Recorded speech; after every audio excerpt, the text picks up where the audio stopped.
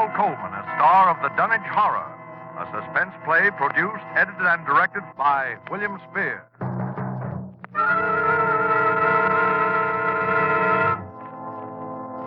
Come in, Dunwich, Massachusetts. Come in, Dunwich. Good evening. This is Henry Armitage. I'm speaking to you. Dr. Rice, please close the window. I'm speaking to you from my laboratory on the slopes of Sentinel Hill near Dunwich, Massachusetts. Present with me is Dr. Warren Rice, my distinguished colleague from Miskatonic University. We are now about 100 yards from the summit of the hill, which is crowned by a huge table-like stone set in the center of a circle of stone pillars, a place of prehistoric worship. A moment ago, you may have heard the dogs of Dunwich Township barking, as we have heard them for 3 days and 3 nights.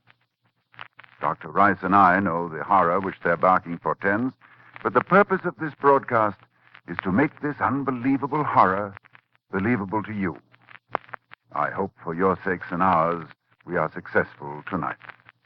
It is the eve of All Hallows. Tomorrow will be too late.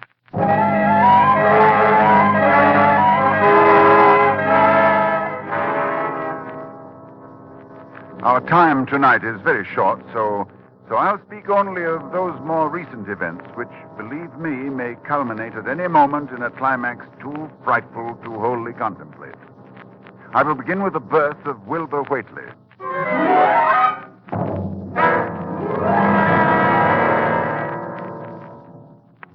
It was the night of February the 2nd, 1921, Candlemas, toward dawn, when Lavinia Whately, a deformed albino woman about 35 years old, gave birth to her dark, goatish-looking son in the crumbling Whately farmhouse northeast of the village. No one attended her. No doctor or midwife. No one was with her, except her aged, half-insane father, who was known as Wizard Whately. So Wilbur came into this world under heaven knows what incantations, what appeals to what power. A week later, Wizard Whately drove his sleigh into Dunwich village and reported the event to a group of loungers in Osborne's general store. Hey, your grandson got yellow hair like Lavinia, Wizard? No, takes after his father more. He's dark. You never spoke of who his father might be now, did you? Oh, you know his father when the time comes. Oh, Lavinia's read and seen some things the most of you only talk about. Calculate her husband's as good as you can find this side of Aylesbury. Well, we don't be nosy, Wizard. Maybe it warn't in no church that none of you heard of. But you wouldn't ask no better church wedding than Lavinia's. Why, I didn't hear tell of no wedding, Wizard. When was that? Oh, not a wedding you'd hear of, Corey. Not a husband you'd hear of, neither. But let me tell you something. Someday you folks will hear a child of Lavinia's calling its father's name on top of Sentinel Hill.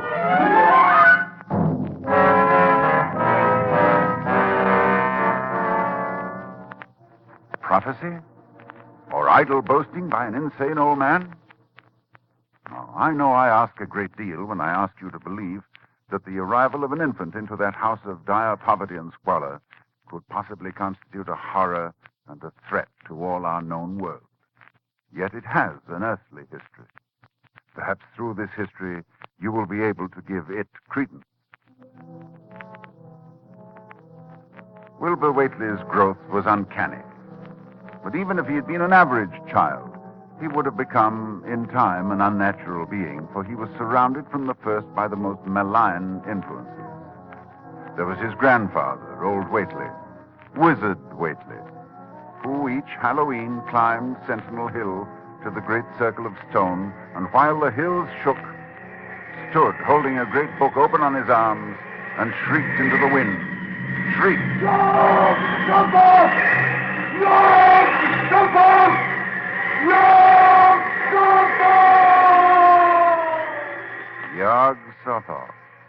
That dreadful name. first mentioned in the hideous forbidden book, the Necronomicon. And this wizard Whately was Wilbur's teacher.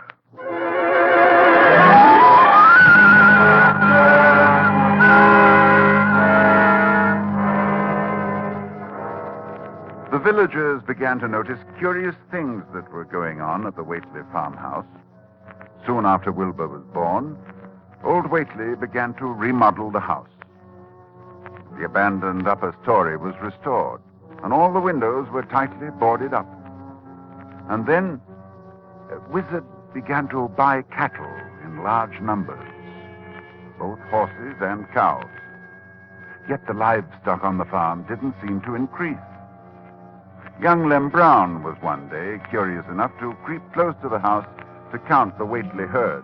Dr. Armitage, there warn't more'n 12 cows, and them sick.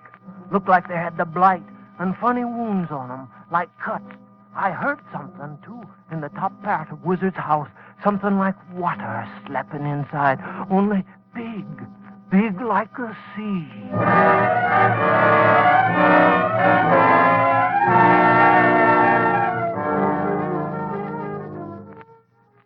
One other person went to the Whately farm in the years before I met Wilbur, Dr. Ken Houghton of Aylesbury, who was called by Wilbur himself, who said that his grandfather was dying.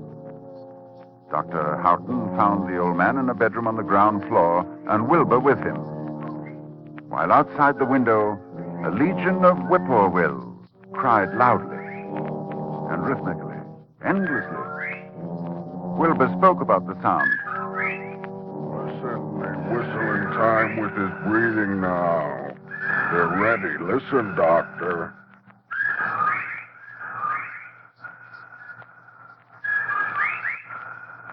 They know his soul's going out. They're waiting. Yes, Wilbur, that's an interesting superstition.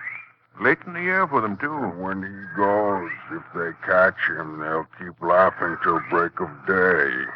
If they don't catch him, they'll quiet down. You mean you believe that... just a minute. I think he's conscious. Yes, the birds changed when his breathing changed. Like Willie, I say. Willie! I'm here. More space, Willie. Remember, more space soon. Yes, I'll build it. You grows, but that grows faster. It'll be ready to serve you soon, Willie. I know. But remember, when it's time, you open up the gates to Yog Sothoth with the long chant, the one on page 751 of the book. But mind you, feed it enough, 'cause if it gets out before you opens to Yog Sothoth, it's all over. It's no use. He's going now. He's dead, Wilbur. Listen.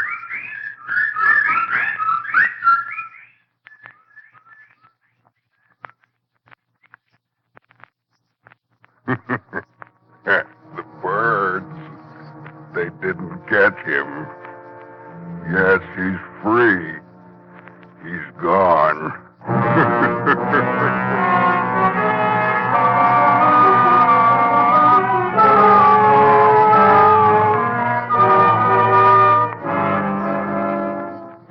It was the winter following Wizard Whately's death that I first met Wilbur.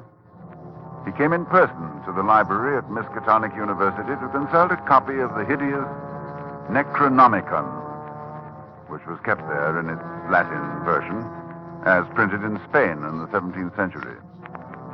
I tell you, when he came into my office, I was appalled at his appearance. 8 feet tall, shabby, dirty, bearded. But I was even more appalled by his voice when he spoke to me. I wrote you a letter a month past, Doctor. I wanted a loan of the book. Well, that's a book that's never loaned from this library. I doubt if it is from any library. Well, I have to see it then. Oh, very well. It's kept right here. As you know, there are only 3 copies of this book in existence.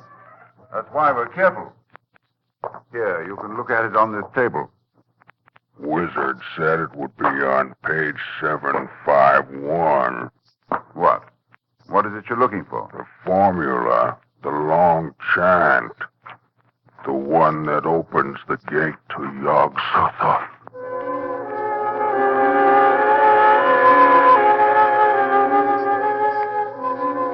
I felt a wave of fright as tangible as a draft from the tomb. He seemed somehow like the spawn of another dimension, like something only partly of mankind, linked to black gulfs beyond all spheres of force and matter, space and time. And presently he raised his head and spoke again. It's here, all right, but I'll have to have a copy. That paragraph there? I don't know. Do you know Latin, Doctor? Yes, certainly. Then read it, Doctor. Let's hear how you make it out. All right, that shouldn't be difficult. Let's see. Nor is it to be thought that man is the oldest or the last of Earth's masters. The old ones were, and the old ones shall be. Not in the spaces that we know, but between them. But only Yog-Sothoth knows the gate. Yog-Sothoth is the gate to where the old ones broke through of old. Their hands are at your throats, yet ye see them not. Dr. Armitage, you see, I reckon I've got to take that book home.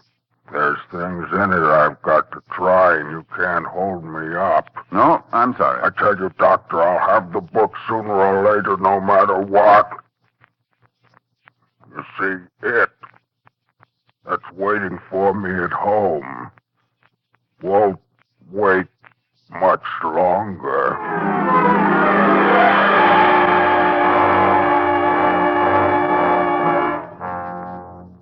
It was a week later that I was awakened suddenly by the fierce yelping of the great watchdog on the campus, followed by a sound from a wholly different throat, a scream. And I knew instantly that Wilbur had come back for the Necronomicon. I hastened into my clothes and rushed across to the library where a crowd had gathered before the smashed window of my office. Inside, there was a fearful groaning and growling, and some instinct warned me that what was taking place there was not for unfortified eyes to see. I brushed back the crowd, motioning only to Professor Rice to come in with me.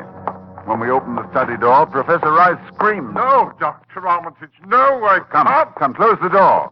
We can't let them see. She's alive, but Lord, what a job that dog's done. Torn him to bits.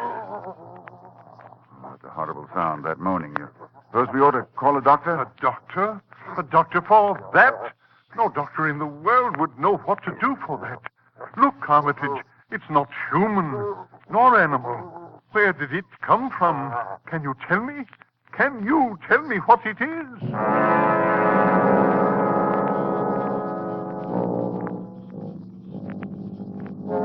No, I couldn't tell what Wilbur Whately was. The thing that lay half bent on its side in a pool of greenish-yellow stickiness was 9 feet tall. And the dogs had torn off all the clothing and some of the skins. It was partly human, beyond a doubt, with very man-like hands and head, but the torso and lower parts of the body were fabulous. Its chest had the leathery hide of a crocodile or alligator. But below the waistline, the skin was covered with coarse black fur. And from the abdomen, long greenish-gray tentacles. the limbs terminated in ridgy-veined pads that were neither hooves nor claws. And as Dr. Rice and I stood staring at this presence, the whiporwills began to cry in unison outside the study window. And then the thing on the floor roused and mumbled.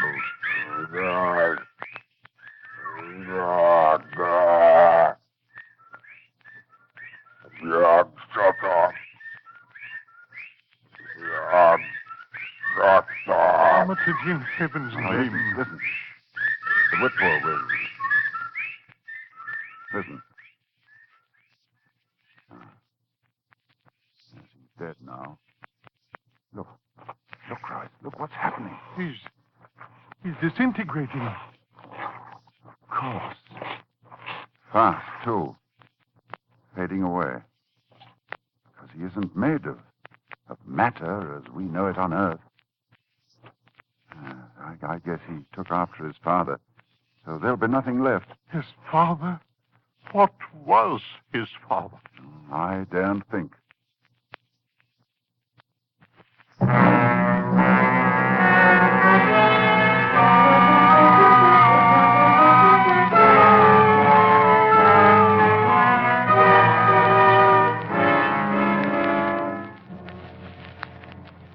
I thought then that what came into our world with Wilbur Whately left with him. I forgot what he himself had told me of it, which was waiting in the sealed house Wizard Whately had built, where the cattle were driven to disappear. But Wilbur Whately left a diary, written in a strange alphabet resembling Sanskrit. And I worked off and on for weeks to decipher it. And finally, I read the following passage written by Wilbur when he was no more than 8 years old. That upstairs is more ahead of me than I had thought it would be, and is not like to have much earth brain. I can see it a little when I make the sign or blow the powder of Ivangatse at it. And it is like them I see Halloween on the hill. I wonder how I shall look when the earth is cleared and there are no earth beings. Maybe like that upstairs looks, which has no body, even fed with all the blood. Toward morning, in a cold sweat of terror, I called Dr. Rice to my house and told him we had to destroy what's in that farmhouse. Why can't we just leave the thing locked up there? The house is boarded tight. Yes, but you think boards will hold it? Don't you realize, man, it hasn't been fed? It hasn't had blood since the 18th of September, when Wilbur Whately came here to die. We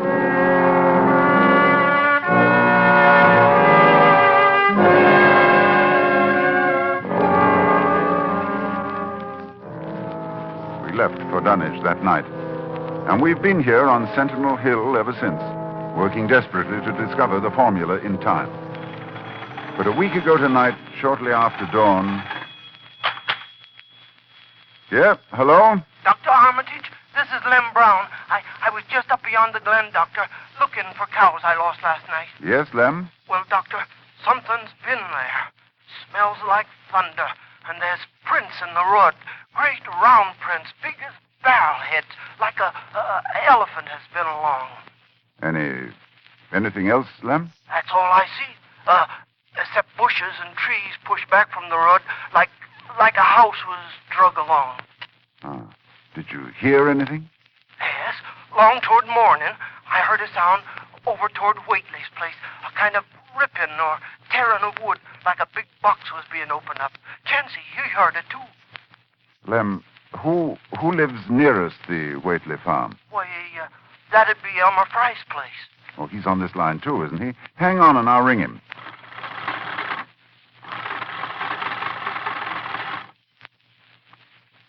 Yes, Dr. Armitage, this is Central. I'm trying to get Elmer Fry, Central. Doctor, he must be out somewheres, and his whole family. I was ringing there an hour ago. Earl Sawyer saw Elmer's cows stampeding in Cold Spring Glen. Oh, you didn't get him, hmm? All right. But if you hear or see anything more, let me know. I'll be here working all day. Rice! Rice! Oh, wake up. It's loose. It's out of the house. One family gone already. We have to work. Pray God we find that formula in time.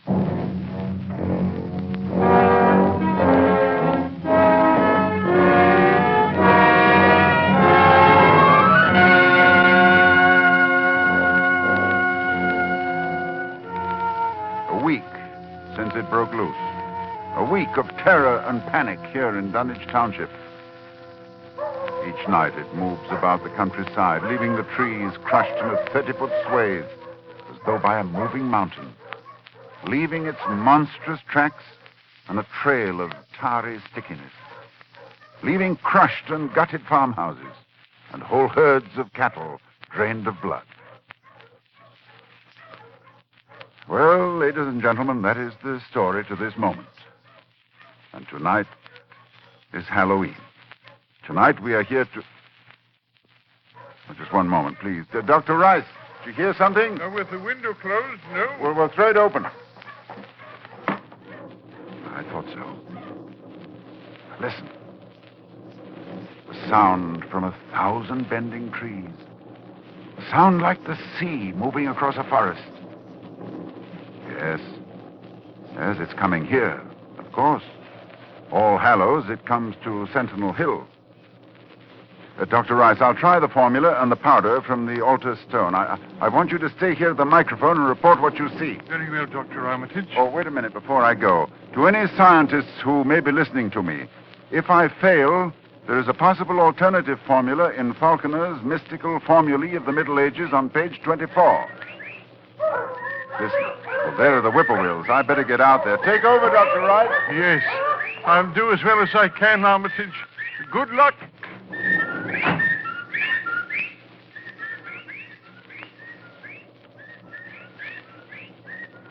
Ladies and gentlemen, Dr. Armitage is climbing to the top of the hill, to the altar stone. I can see him plainly, for the moon is high and the night clear.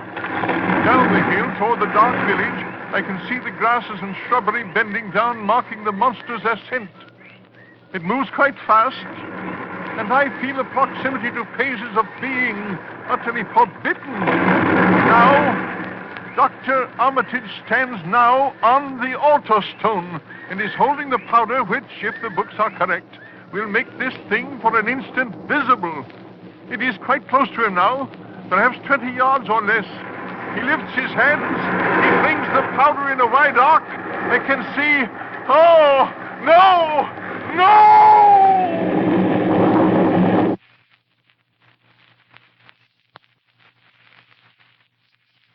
Dr. Rice, come in, Dunwich. Ladies and gentlemen, this is your suspense announcer. Due to conditions... Oh, just a moment, please.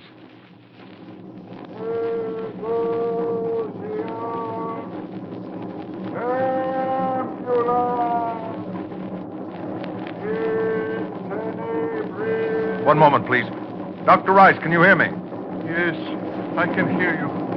Yes, for a moment I was overcome when I saw... Ladies and gentlemen, perhaps you can hear now the incantation of Dr. Armitage. Listen.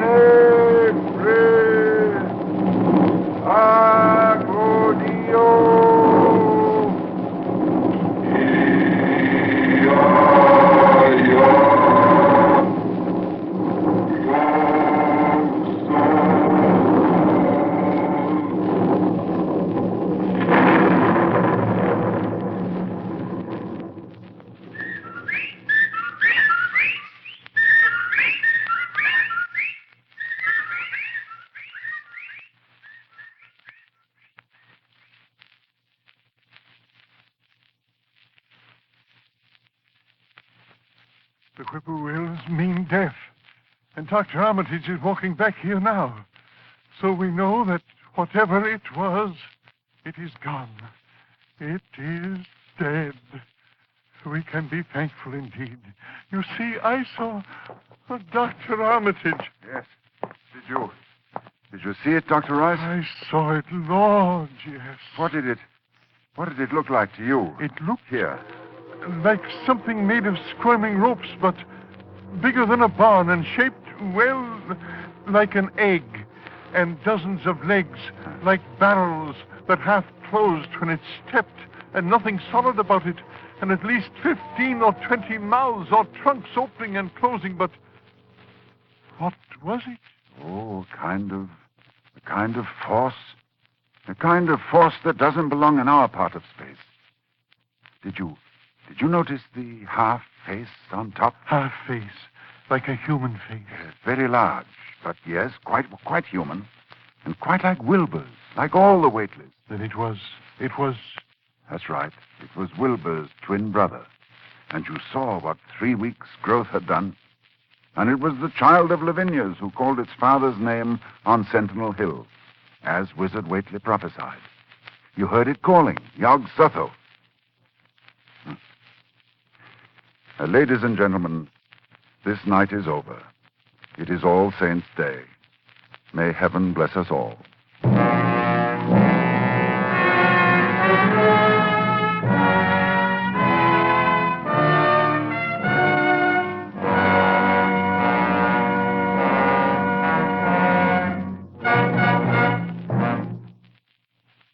The Dunwich Horror, with Ronald Colman as your star of Suspense.